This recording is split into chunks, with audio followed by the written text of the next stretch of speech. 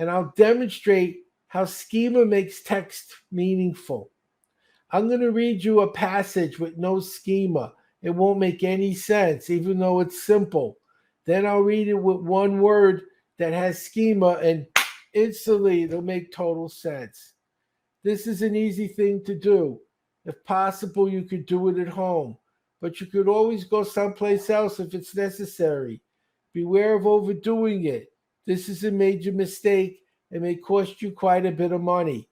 You have no idea what I'm talking about, so it's vague. One more time, same words, one word title. The title has schema. Watch what happens. Laundry. Laundry. This is an easy thing to do. If possible, you could do it at home, but you could always go someplace else if it's necessary. Beware of overdoing it. This is a major mistake and may cost you quite a bit of money.